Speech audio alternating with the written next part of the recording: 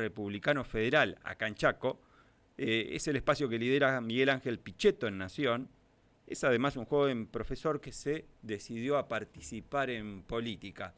Y Joaquín Ríos no nos había escrito, dice, che, mirá, nosotros queremos que se haga conocer nuestra voz, que nosotros también tenemos algunas miradas, alguna lectura política, algunas propuestas, seguramente. Y vamos a saludarlo. Joaquín, buen día, ¿cómo te va? Roberto Espinosa te saluda. ¿Qué tal, Roberto? Buen día. La verdad que muy contento. Es un honor para mí participar en tu medio y te agradezco por la generosidad. No, por favor, nada que agradecer, al contrario.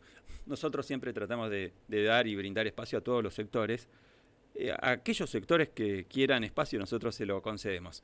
Dentro de la medida de lo posible en cuanto al tiempo que tenemos, pero por supuesto siempre está abierta la puerta de la radio para cualquier espacio acá en la provincia.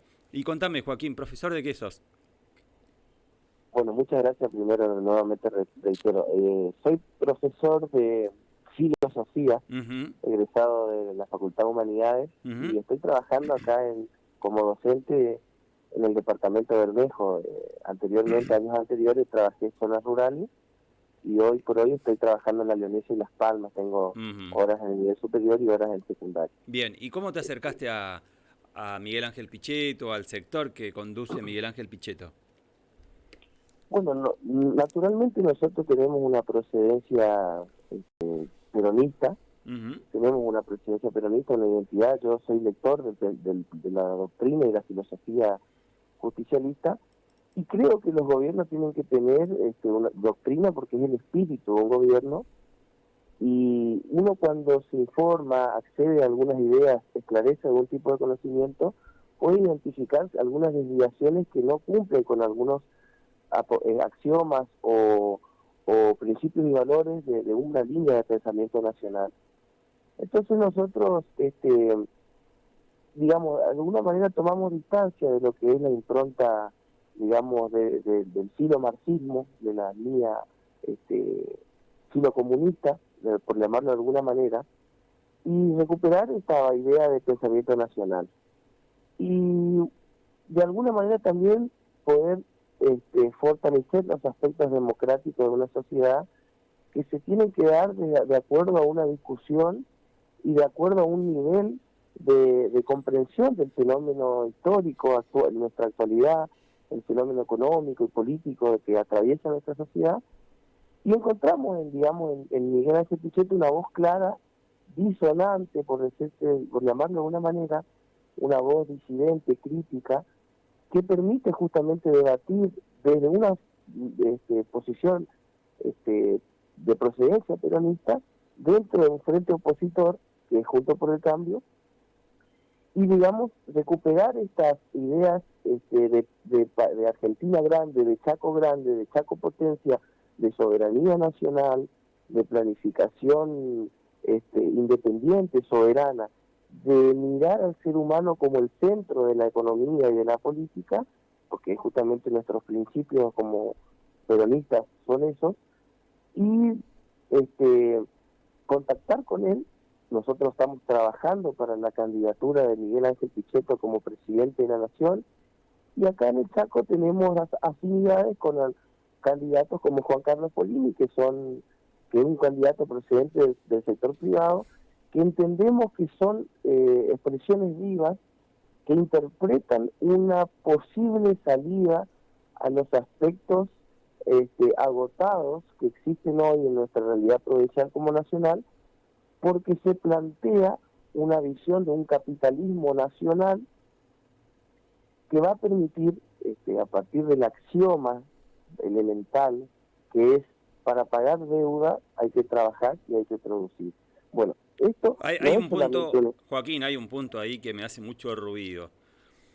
Para pagar deuda, vivimos pagando deuda, pero hay una deuda que no se contempla nunca y que no está en la agenda política en general, que es la deuda social. Tenemos en Chaco, por ejemplo, el 50% de pobres. Y me parece que el mensaje político debería orientarse, es una opinión, es una mirada al que tengo nada más, a saber de cómo y de qué forma se puede reducir o terminar esos márgenes de pobreza que tiene que tiene la provincia y que duele, ¿no? Y por otro lado, uno se pregunta y se plantea, nos venimos planteando, ¿por qué el hecho de tener 50% de pobres en el Gran Resistencia no está contemplada en la agenda política de la gente? ¿Por qué no está contemplado, Joaquín, según tu mirada? Así es, Roberto. Mira, la base de tu planteamiento a mí me genera expectativas de esperanza y expectativas de propuestas. Nosotros no queremos limitar nuestra visión a crítica y a problema, de exposición del problema. Nosotros tenemos que aportar de una lógica de soluciones y propuestas. Concretamente, yo te digo, nuestra historia en el Chaco, yo nací y crié en Margarita Belén, donde hay una historia histórica cooperativa algodonera que fue pionera en la industria. Actualmente trabajo en Las Palmas, donde teníamos un ingenio de azucarero, donde había producción, había movimiento de ascendencia social, había crecimiento económico, había trabajo para la sociedad.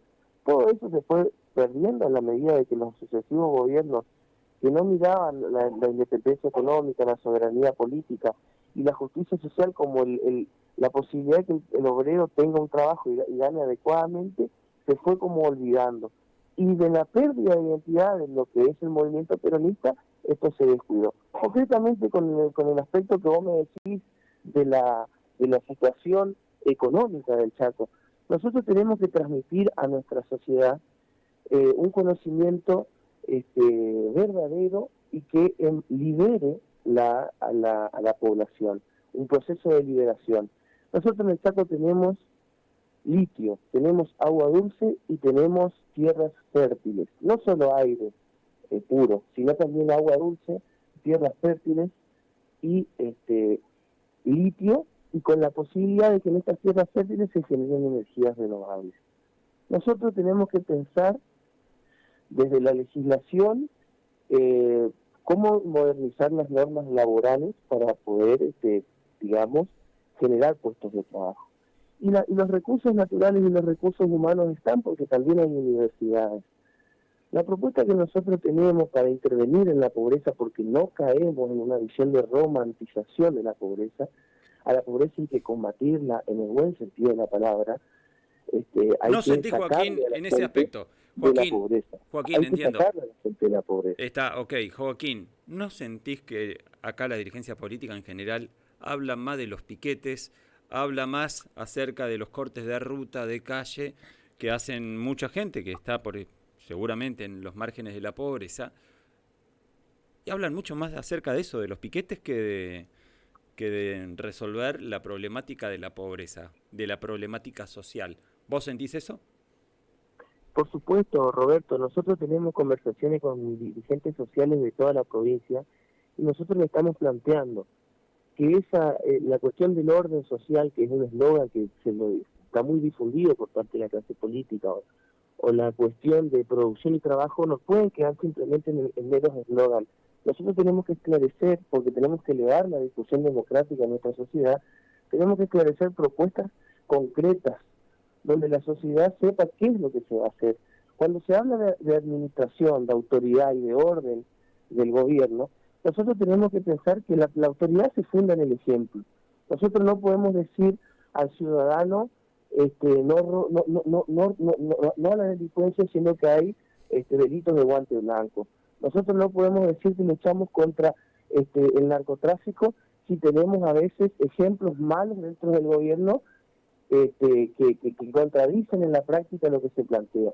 Entonces la autoridad se funda en el ejemplo. El orden y la administración tienen que ver con que uno pueda recuperar el valor de las instituciones y que se puedan administrar los fondos públicos. Pero con respecto a la producción y el trabajo, que es un elemento central del cual nosotros estamos apuntando a propuestas concretas con sectores de la dirigencia social y claramente políticos, tiene que ver de poner el desarrollo económico en tres vectores: el agua, el tratamiento del agua dulce, el usufructo del agua dulce de los chaqueños, la producción de proteína de calidad y orgánica, el poblamiento rural, porque gobernar es poblar, dijo el general Roca, y gobernar es crear trabajo, dijo el general Perón.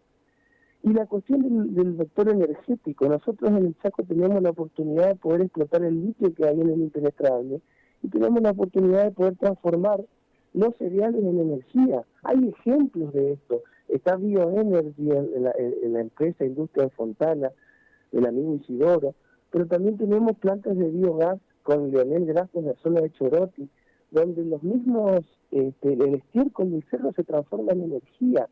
Entonces nosotros tenemos que esclarecer y cómo poder traducir las cooperativas, porque Chaco es una provincia cooperativista, en producción y trabajo.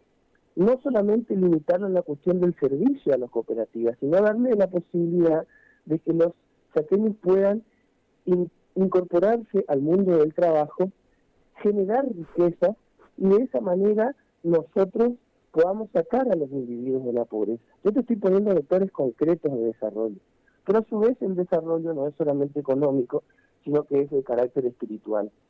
Nosotros tenemos que pensar la educación de la provincia del Chaco como un elemento donde la ética del esfuerzo, la ética del mérito, permita que nuestros jóvenes sepan de que hay que esforzarse y de que hay que pelear para que uno pueda desarrollarse espiritualmente, forjar valores, Bueno, con creer eso, en la autosuperación. Joaquín, con eso solo no alcanza, con voluntarismo no alcanza. Vos sabés que la meritocracia suena por ahí hasta, yo diría, contramano de la igualdad o de la equidad. ¿Por qué te digo esto? Porque hay algunos que tienen una formación mucho más sostenida, una formación educativa mucho más fuerte y lamentablemente hay muchos excluidos del sistema, tanto educativo como económico, que se la tienen que arreglar como puedan y es muy difícil pedirle a esa gente que se esfuerce cuando toda su vida se ha esforzado, pero lamentablemente no ha tenido las condiciones necesarias como para que pueda aprovechar o que ese esfuerzo sea redituable. ¿No pensás que por ahí en esa mirada meritocrática se pone por ahí una circunstancia de que hay algunos que son más iguales que otros, como diría Orson Welles en Rebelión a la Granja? ¿No sostenés que hay algunos que parten de una base que es mucho más formada respecto de otros? Y por supuesto, entonces va a tener muchas más posibilidades ese sector y ahí termina habiendo un problema de desigualdad importante. De hecho, nuestra sociedad, tanto nacional como provincial, es enormemente desigual. Tenemos una desigualdad social importante. ¿Contemplas eso? Por supuesto, de hecho yo soy docente, yo, como te decía, y nosotros tenemos un conocimiento empírico de lo que es la realidad educativa y del fenómeno cultural que se difunde en el seno de nuestras sociedades. Yo no te hablé de meritocracia, te hablé de mérito. Nosotros tenemos que pensar en la intervención, digamos, del enfoque político que tenemos que implantar en nuestra sociedad para que la nivelación de carácter económica y cultural sea ascendente, no descendente. Y el esfuerzo es un criterio basado en el principio de la justicia social, porque nosotros necesitamos forjar individuos fuertes, no concebir a los individuos en la debilidad y la dependencia, en el cual nosotros tenemos que ayudar porque si no, no podría ser por sí mismo.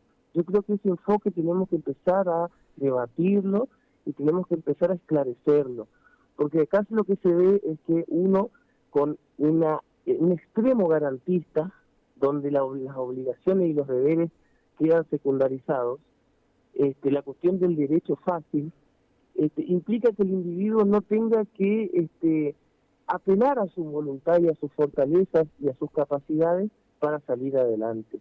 Entonces, en ese sentido, yo creo que nosotros tenemos que decirle a la sociedad que si todos nos esforzamos, todos apelamos a la ética del mérito como una posibilidad de que uno, que es concretamente esto de sembrar para cosechar, es algo tan elemental como eso. ¿Y por qué creer que el individuo no puede? ¿Por qué suponer que necesita de la ayuda del otro? Obviamente que la ayuda tiene que estar porque hay personas que no pueden, que necesitan un apoyo y un acompañamiento. Por supuesto que hay que estar, pero no creer que necesariamente siempre tiene que ser así y no permitirle que las facultades del individuo se descubran y se reconozcan. Porque si no siempre estamos, digamos, dividiendo la sociedad en incapaces y en personas que sí pueden. Entonces no creo en esa división, creo que nosotros la igualdad tiene que ser un punto de partida. Creo que tenemos que pensar en la comunidad como la posibilidad donde todos nos ayudamos, todos nos colaboramos, y que el esfuerzo del individuo tiene que despertar en las capacidades que tenemos como los argentinos. Vos no te olvides los premios Nobel que hubo acá, los campeones de fútbol, los músicos que tenemos nosotros en la Argentina. O sea, ¿por qué hay que mirar la cosa negativamente y decir, bueno, no puede la sociedad, entonces tenemos que acudir a formas estatales que muchas veces terminan generando oprimidos, incapacitando al individuo, y no pensar en el reconocimiento de las facultades que tiene nuestra gente, y que tiene que cumplir obligaciones, de que hay que cumplir deberes, y que hay que esforzarse para salir adelante, y que todos juntos en la comunidad lo vamos a estar apoyando. Bueno, Yo te digo una cosa, sí, para terminar, si me permitís. sí, dale. Nosotros estamos movidos para involucrarnos en política porque tenemos una voluntad indeclinable por ser artífices de nuestro destino. Y tenemos el sentido de trascendencia histórica bien incorporado, porque sabemos que en el tiempo que estamos viviendo, yo como joven, en algún momento los libros de historia van a hablar de lo que hicimos. Y nos metemos en política porque somos patriotas y porque amamos a nuestra provincia, amamos a nuestro pueblo, y vemos que la situación tiene que modificarse. Solo se hace con compromiso y con involucramiento. Y creemos profundamente en Dios, en la patria y en la justicia social. Bueno, Joaquín, te mandamos un abrazo grande y será hasta la próxima. Carlos Roberto, un fuerte abrazo, muchísimas gracias. No, por Bendiciones favor. para toda la audiencia. No, Chau, por chau. favor, al contrario. Ahí ha pasado Joaquín Ríos, un joven militante, dirigente de este sector que representa a nivel nacional Miguel Ángel Pichetto y que se presenta